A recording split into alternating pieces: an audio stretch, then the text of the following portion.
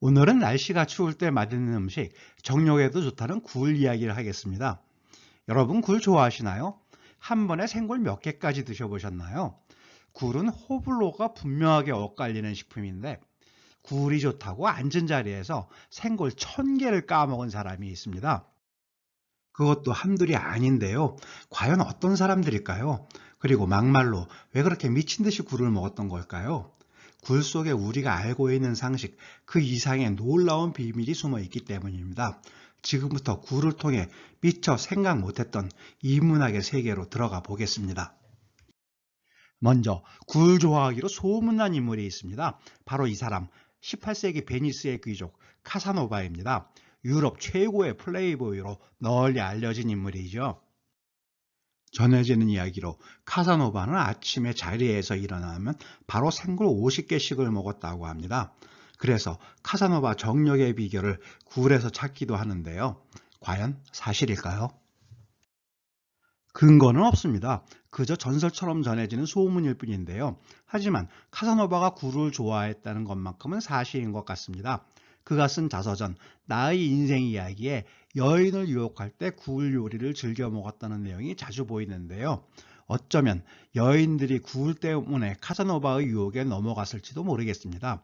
단순히 정력에 좋다는 속설을 넘어서 굴은 평범한 사람이 먹는 음식이 아니었기 때문입니다.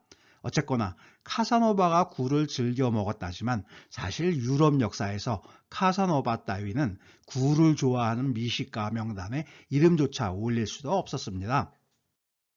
우리에게 잘 알려진 인물로 진짜 굴을 좋아했던 사람은 18세기 초 짐이 곧 국가다라고 외쳤던 프랑스의 절대군주 루이 14세입니다. 굴을 얼마나 좋아했는지 교통수단이 열악했던 300년 전에 벌써 약 400km 떨어진 노르망디 깡깔르 해안에서 파리 근교 베르사유 궁전까지 마차로 싱싱한 생굴을 실어와 먹었습니다.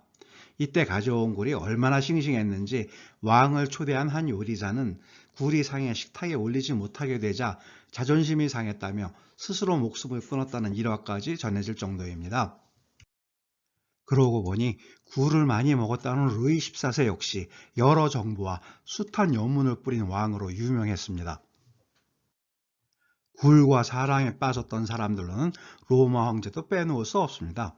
기원전 1세기 집정관을 지낸 시저를 비롯해 초대 황제 아우구스투스, 네로 황제도 수백 개씩의 생굴을 먹었다고 하는데요. 그 중에서도 압권은 제8대 황제 아울루스 비텔리우스였습니다. 서기 69년 4월에 황제의 자리에 올라 같은 해 12월 황제 자리에서 쫓겨나 살해당했는데요. 고작 8달이라는 짧은 재위 기간 동안 지금 우리 돈으로 대략 1000억 원에 이르는 돈을 낭비한 것으로 유명합니다. 그것도 하루에 4차례씩 파티를 열면서 주로 먹고 마시며 노는 데 탕진했는데요. 도대체 얼마나 진귀한 산의 진미를 먹었던 것일까요? 지금 기준으로 보면 사치스럽다기보다는 오히려 엽기적인데요. 공작새와 플라밍고 고기를 비롯해 홍학의 혓바닥, 장어의 내장 등이 기록해 보이는데 여기에 생굴도 포함되어 있습니다. 비텔리우스 황제, 굴을 한번 먹으면 단숨에 1000개 이상을 먹어치웠다는데요. 그런데 비텔리우스를 비롯한 로마 황제와 귀족, 그리고 루이 14세를 비롯한 18세기 프랑스의 귀족들은 왜 그토록 정신없이 굴을 먹었던 것일까요? 그 이유를 알아보기에 앞서 한 사람이 앉은 자리에서 수백 개 내지 1000개씩 굴을 먹었다는 기록, 과연 믿을 수 있을까요? 물론 과장일 수도 있겠지만 사실일 가능성이 더 높은데요. 18세기 중반 프랑스의 풍속화가 드트로이가 그린 그림에서 확인할 수 있습니다. 굴 오찬이라는 제목의 그림으로 제목은 오찬이지만 다른 요리는 없이 식탁과 바닥에는 오직 굴밖에 보이지 않습니다. 굴로만 식사를 했으니 수백 개는 충분히 먹었을 겁니다. 참고로 이 그림은 역시 굴을 무척 좋아했다는 루이 14세의 증손자, 루이 15세의 자금 지원을 받아 그린 그림으로 지금은 파리 근교 꽁대 미술관에 전시되어 있지만 원래는 베르사유 궁전 다이닝룸에 걸려 있었다고 합니다. 또 다른 그림도 있습니다. 17세기 초 디릭 할스라는 네덜란드 화가가 그린 테이블 파티라는 제목의 그림입니다. 할스는 당시 부유한 해상 무역국이었던 네덜란드 상류층의 생활을 그린 화가였는데요. 파티라는 제목과 달리 식탁에는 달랑 굴과 빵 조각만 놓여 있습니다. 굴만 있으면 다른 요리는 필요 없었다는 이야기가 되겠고요.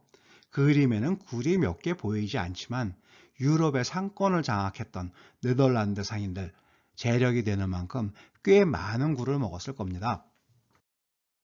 그러고 보니 로마 제국에서부터 네덜란드 그리고 프랑스에 이르기까지 유럽에 역대 부강했던 나라 사람들은 왜 그토록 굴에 빠졌던 것일까요? 여러 이유가 있겠지만 하나는 굴이 엄청나게 귀해서 부자가 아니면 먹을 수 없었기 때문입니다. 옛말에 드물면 귀하다고 했는데 맛있는 굴이 풍부한 우리나라와 달리 유럽에서 굴은 그렇게 쉽게 먹을 수 있는 해산물이 아니었습니다. 로마 시대 굴은 나폴리만 일대에서 생산됐는데 수요에 비해 공급이 턱없이 부족했고요.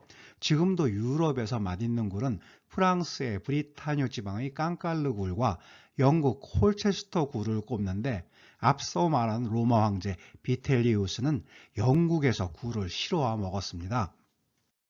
직선거리로 1200km에 이르는 먼 길이었던 데다 눈 덮인 험준한 알프스 산맥을 넘어야 했는데요. 지금으로부터 2000년 전에 이렇게 머나먼 길을 산채로 굴을 실어 오기란 정말 쉽지 않았을 겁니다. 그런 만큼 당시 로마에서 영국 굴은 같은 무게의 금값과 맞먹을 정도로 비쌌다고 하는데요. 비텔리우스 황제가 8개월 동안 1000억 원을 탕진한 데는 굴도 분명 한몫을 했을 겁니다. 이렇게 비싸고 귀한 굴이었기에 사람들이 더욱더 열광했을 것인데요. 지금도 그 흔적이 남아 있습니다. 유럽이나 미국에서 굴을 먹으면 12개 남짓에 값이 수십 달러 내지 100달러에 이르고 수산시장에서 굴을 산지별로 구분해 파는 것도 유럽의 이런 역사적 배경이 작용을 하는 것 같습니다. 서양인들이 굴에 열광했던 또 다른 이유는 속설도 한몫을 했을 겁니다.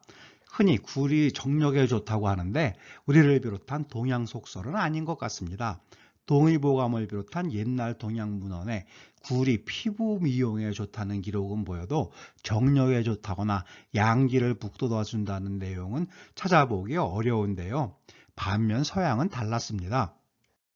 먼저 그리스 로마 신화에서 굴은 신들의 잔치 음식이었습니다.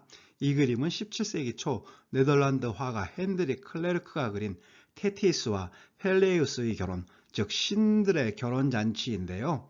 이 결혼잔치에 초대받지 못한 질투의 여신 에리스가 놓고 간 황금사과 때문에 유명한 트로이 전쟁이 일어났습니다. 신화적 배경은 그렇지만 어쨌든 그 그림을 보면 잔치상에 보이는 요리는 오직 생굴뿐입니다. 또 다른 그림도 있습니다. 16세기 네덜란드 화가 프란스 플로리스가 그린 같은 주제의 신들의 잔치라는 그림인데요. 역시 잔치상에 놓인 것은 굴과 와인뿐입니다. 신들은 왜 잔치 음식으로 오직 굴만을 먹었을까요? 굴이 생명의 원천, 즉 생명력을 상징한다고 믿었기 때문이라는 겁니다. 그래서 신 또한 굴을 매개로 태어나기도 하는데요. 이 그림은 미술사에서 르네상스 시대의 막을 연 보티첼리의 그림 비너스 탄생입니다. 그림에서 비너스는 가리비 조개를 타고 세상에 나타난 것으로 그려져 있지만 글로 된 또 다른 많은 문헌에서는 가리비가 아닌 굴에서 나온 것으로 표현되어 있습니다. 이렇게 그리스 로마 신화에서 엿볼 수 있는 것처럼 고대 서양에서는 굴을 신들의 음식이라고 상상했고 생명의 원천, 생명력의 상징으로 여겼습니다. 굴이 정력에 좋다는 속설 또한 여기서 비롯된 것으로 봅니다. 지금까지 굴에 담긴 인문학이었습니다. 오늘 영상 흥미롭고 유익했다면 구독과 좋아요 부탁드리겠습니다. 감사합니다.